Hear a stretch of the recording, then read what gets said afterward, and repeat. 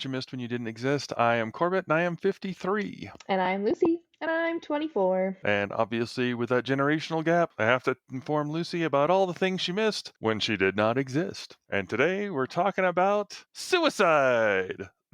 Wow, way to trigger warning for the listeners out there. Good gracious. We're talking about a movie called Better Off Dead, where a young man is questionably depressed and trying to kill himself in a very bad way. It's a comedy, believe it or not. Yes, but it does talk about suicide. So if you are listening and you are uncomfortable with this topic, listen to another episode. It's a comical take on it. It's very odd. And honestly, there's so many ups and downs in the movie. I think I've watched it probably 8 or 9 times because it was a staple on HBO in the 80s. If you had cable and you had HBO, you pretty much saw Better Off Dead at least once a week.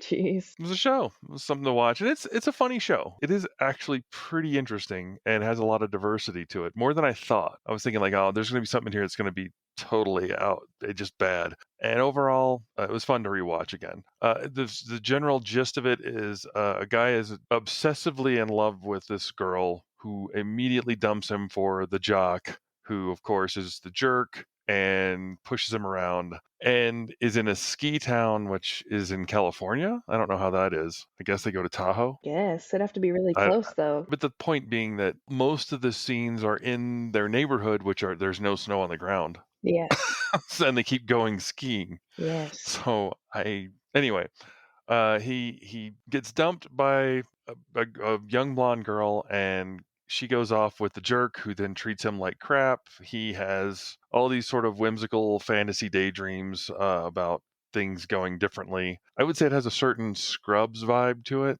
How so? Well, because he has those little daydream moments, like when he does the Frankenstein hamburger bit.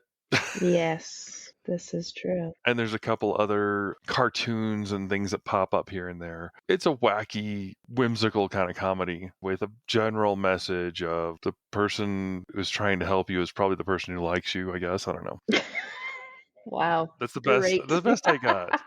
Well, the French girl next door, who is trying to help him out of nowhere. There's so many little subplots that are kind of weird, and some things that are very close to home. I did look it up, and the producer said it was based on his life. He went to high school, had a girlfriend, was on the ski team. She dumped him, and he did this amazing stuff. And after the movie, she came back and apologized to him. Whoa.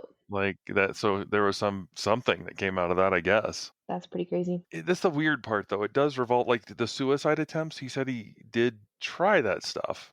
So it's kind of making light of the actual suicides. I want to say that most people want to live, but there are a lot of people who really are suffering. So I'm sorry if this is incredibly offensive, but it's a goofball kind of comedy. And it's what he went with, is what he knew. I guess I broke your psyche with, was it Weekend at Bernie's? I made you watch this one, so I presume this just took the little pieces and pounded them in the powder, or? No, it's just with Weekend at Bernie's, the fact that it was such a popular movie made me rethink of my faith in humanity, because people should not be messing around with dead bodies for a weekend. Ugh, can't believe there's a sequel. That's a crime. Literally a crime against humanity. But thinking about it, they're kind of on the same note, like making light of death, which I can understand in some ways, because I know a lot of us can't really handle and cope with the idea of death, so we try to make light of it by doing something silly. Well, we do. I will say I'm probably responsible for your opinion of that. But anyway, go ahead. No, I just think I have like this whole conspiracy about this movie in my brain. And I'm sure other people may or may not have thought of this. But I was thinking, because Lane's the main character, and he has his best friend, I'm guessing, Charlie. He never says he's his best friend. And technically, he does break his skis at the end accidentally. Yeah. So... But he does kind of show up all the time. So, yeah, he's his best friend. He seems like his best Curtis friend. Armstrong. Anybody will know him as Booger from Revenge of the Nerds. And probably several other things. He's done quite a few movies. But anyway, he is more or less his regular friend. How about that? Sure. But the whole time, Charlie is dealing with the fact that he's like, "I need some real drugs in this town and I can't get any." And so I'm Mhm. wondering if he did actually score some at some point and shared them with Lane as he was going through this breakup with Beth, because Hmm. I feel like the whole thing seems very much like a sort of drug trip. Induced, like he's dropped acid or something. Yeah, I could Right? see that. Because he goes through the depression enough that he's like, "Oh, I need to end my life." And he comes up with these wacky ways to do it. But when he's on his highs or even in his middle spots, it explains the mom's cooking and the fact that it all comes out looking like some form of alien goop or alien whateverness. I just wanna say I related to that. Although my mother never did quite the her stuff is very comedic. Like, very like, when she's putting the tentacles into the stew pot, that's Yeah. over the top. But my mom would do a lot of these like, "Oh, I found this in a Betty Crocker article in Good Housekeeping or something," and she would try it, it's peach fondue Jello surprise or something, and like, no thanks." I wouldn't say she was quite to that extreme, but it was pretty close. Felt like Yeah. there were a lot of moms who were finding articles and trying something just crazy. Anyway, sorry. I think it explains why the mom had such crazy, insane food. The food literally walks off of his plate one time, and I think that's because he's partially on drugs at that point. And then he has that whole wacky thing at the burger place where he's like on, maximum trip and he's got the burgers coming to life because he's, dealing with them. So I'm wondering if instead of That's the true. And he concept, does start yelling at the sketch pad. yeah, Yeah, in the cafeteria, he has that sketch pad delusion thing happen. So, and in front of everybody. yes. Everybody looks at him like, "Are you crazy?" "No, I'm fine." Yes, and he's got that random prostitute party that happens upstairs in his house. That's his brother, which I will admit his brother's stuff on the side is really weird, but he does point that out to, Michelle toward the end. Like, "I don't get it. I can't fix this car, but my brother can, Build a rocket ship uh, out of build a anything. rocket." And he recognizes it. Yeah, but I feel like it's all part of a massive journey of experiencing drugs and, like, dealing with that kind of trauma. But also, I think the brother can be explained because when you have younger siblings, it always seems like they're accomplishing more than you are because they're younger. So it's like, "Oh my gosh, look, little Johnny just walked for the first time." And you're like, "Yeah, so I've been walking since whenever I was walking. What I walk Yeah. every day. Where's my appreciation for walking?" Well, and it's easier for your siblings because you kinda made the path Yeah, and then showed them the path, and then they just did it. yeah, I know you had that problem. I think you and your brother always had that sort of competitive nature. He would do something first, and then you would have to do it immediately, and then vice versa. well, yeah, because he's the younger brother. I had to do it Yeah. first, obviously. I will say, as far as I was thinking, like, oh, there's definitely going to be some like sexism and racism in this, and it really didn't have it. No, it was actually nice that Monique seemed to find a more masculine side, Well, which is well, she awesome. fixed his car, and then she skied down the dangerous mountain that he couldn't first. Yeah, And which was funny because his take on that was, well, if she can do it, I can do it. And then he falls down the mountain. yeah. And he's not a bad skier. That's the No. funny thing. He just keeps, I think it's just designed to like get you like, yeah, he can't do this. It's impossible. Mhm. I think it was interesting that like other than Beth, the first girlfriend, Yeah. he definitely has a very unhealthy relationship. Oh my gosh, it's so stalkery. It's Yeah, the amount of crazy. pictures on the wall and in the closet and everywhere. It was way too much. I can't imagine how much that would cost to have all those pictures everywhere. But it's sort of funny how immediately she dumped him and then immediately dumped the other guy once he lost. Yes, because image matters. And when you're in school, everything matters and everything is the end of the world. So that one breakup ruins your life and you don't know how to move on from there. But when you're older, you're like, dude, you have so much time. You don't even understand. But most of the women in this are, I mean, other than his mother and Beth, I would say are pretty strong women. And not that his mother's weak, but she's sort of in the background doing these weird recipes. That's her whole job in the show, Yes. is just doing weird recipes in the background and acting like the happy-go-lucky 1950s stereotype cookie cutter mom. Yes. Beth is the well, slutty girl, so that's her job. But everybody else, like the when he's forced to go on the date with the boss's daughter, Yes. and she immediately comes out and like, look, you're going to spend this much, so here's we'll split it in half. You write me a check, and we'll call that good. I'm like, okay. Yeah, this is true. I just thought that was like most of the women in it were kind of on top of it. And as far as like the two Asian guys who keep pulling up beside him, I really didn't remember them as Asian for one thing. But that was the thing. Their part could have been played by anybody. Yeah, And it was these two Asian brothers that one speaks English, but he learned it from Howard Cosell. That's the voice he keeps doing, the sportscaster. the sportscaster voice. And the other guy doesn't speak any English at all. And they always show up and race him. And he always messes things up and runs into the, was it the big burger guy? I can't remember his name, but Yes. his boss. Again, further proving my he's on drugs theory because he always crashes that car Yeah, he always throws it in backwards. or forwards. He keeps messing it up. So wait. Then are you saying that Michelle was part of the hallucination, or is she part of reality to bring him back and anchor him? I think Monique was there the whole time, Oh, but Monique. Thank you. I think that she was helping to bring him back into reality. Because she does that, because after she really starts to enter herself into his life, we don't really see these crazy behaviors as much. Okay, wait a minute. What if okay, let's go a little deeper. What if there is no Charlie? Whoa. What if he literally represents drugs? Because whenever he shows up, because remember at the end when he shows up and tells him like, "Hey, you're going to be on the mountain. You got to go up there and do it." Yeah. And then he goes across and breaks his ski, so he has to ski down the hill on one ski. Yeah. Would anybody sane do that? And the kid showing up is more or less his fears. So the kid may Yeah. not be there at all because I will admit I always enjoyed the paper boy Yes. because it's ridiculous. But now that you've got this whole drug theory going on, so Charlie is the representation of he just took drugs.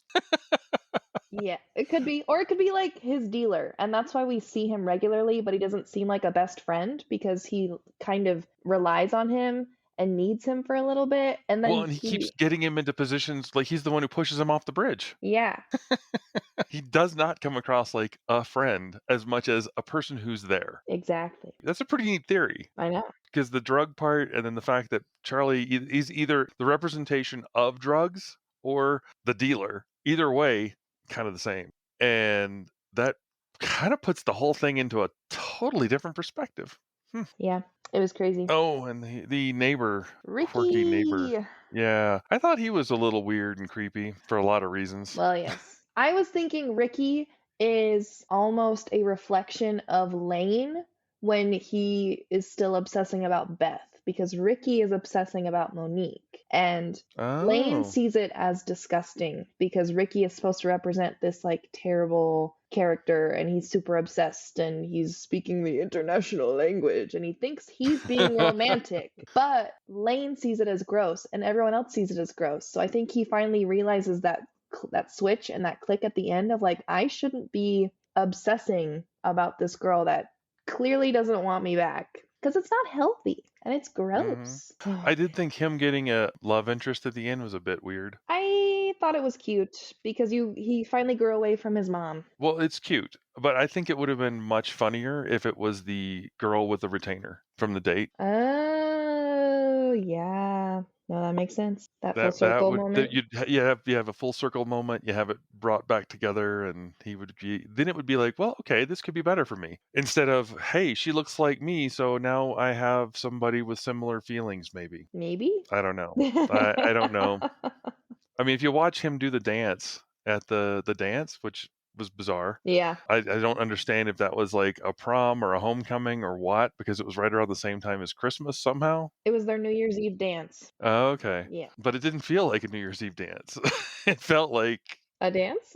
Yeah. I think they just had to feature the song in there, was probably why the dance. Well, yeah. I know, I came up with that conspiracy at the end because in the middle of the movie, I was like, okay, so the concept of better off dead is you're better off dead than trying to find like the love of your life or losing the love of your life or something like that.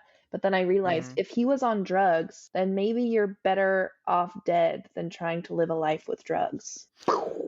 Wow. I know. Anti-drug movie, look at you. I know. Crazy. Okay, okay. No, it's pretty good stuff. Yeah. I'm glad I forced you to watch that against your will. It was fine. Okay, I did have a question for you because you were alive when like having a paper boy and being a paper boy was like a thing. A thing, yeah. I feel like this is a trope in every 80s movie. Why does everyone have beef with the paper boys? They were just trying to do their job. Yeah. Everyone depicts them as Um, malicious. well, because they would again, this is an exaggeration in the movie, but it's very similar to the way they were. The kid showing up and saying, "Hey, I need to get paid," because they pay for the papers to get delivered to them, and then they deliver them to the Oh. neighborhood, and then they go collect it, and that's how they pay for their next group of papers. So essentially, it's like having somebody mow your lawn on a regular basis, and they show up and do it, and they come back and like, okay, pay me for the job. Yeah. And it was kind of obnoxious because they would always come, I would say, after school, usually about 5-ish, like right when you get home. Uh-huh. So as a parent, you were just kind of like, I don't want to deal with this. And as another kid, you're just looking at them like, I don't have a job. Why would I have $2? No, that makes sense. It just seems so crazy and extreme, and I feel like you just pay the paper company and then they pay the paper boys. You're actually, yeah, if you had it delivered, you had the paper boy do it. They get a stack of papers. You've seen Young Sheldon, the episode where he has to deliver the papers and they threw like a Yeah, box of them around his lawn every morning. yeah. That's pretty accurate. They pay the trucks to go dump off these, stacks of papers, and they do not stop. They just throw them out. That is accurate. You get up in the morning, you roll them all up, you put them in your pouch, you take off down the road and start throwing them at the houses who pay you. Mm. Now, the fact that he kept hitting the garage window, I think is kind of funny.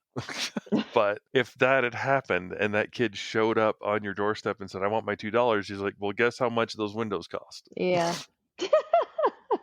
Also, just to point this out, and it's something that kind of struck me in the retrospect, he keeps backing up into the big burger guy during the race scenes. Yes. And instead the guy comes around and is trying to kill him instead of where's your insurance information? And that's because at the time it wasn't required by law to have insurance for your car. So Oh. most people just kind of settled it right there.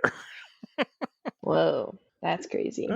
Well, to be fair, I was a fender bender, so it really wasn't Yeah. that big a deal. It's just somebody being a jerk. Yeah, but it was funny that he seemed fine, like, giving him a job. Well, I think that was straight up for script. The Um, script had to have it happen, and it was much funnier to have the jerk who was the jerk through all the things be that jerk. Like, okay, yeah. that works. Oh, okay. I mean, it's basically a way to put him in a stupid looking hat, make him have a hallucination about a hamburger, and get made fun of by the boyfriend again. Mm. Though it does, and this is the weird part, it does give him the reason as to why he broke into the place later to have the romantic meal with Monique. Oh, true. This is true. Because I was like, why would he go there? And then I thought about it and like, oh yeah, he got the keys and that's the only place he could go. And and, and of course the wraparound of the Christmas present TV dinner. Yeah. So romantic. How to sweep a girl off her feet, for sure.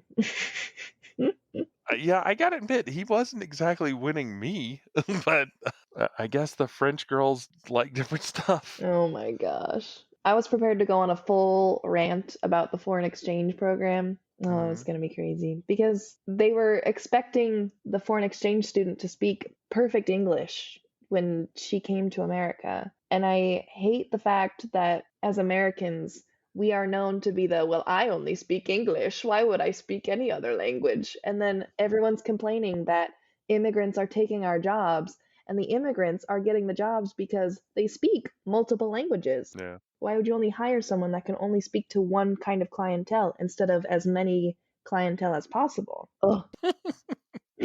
I thought you were gonna go off on about a whole different reason, but yeah, that's okay.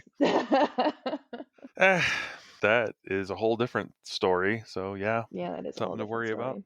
What did you think I was gonna go on about? I really didn't know. I still thought it was funny, but I also thought Weekend at Bernie's was funny, and you just like railed on that one.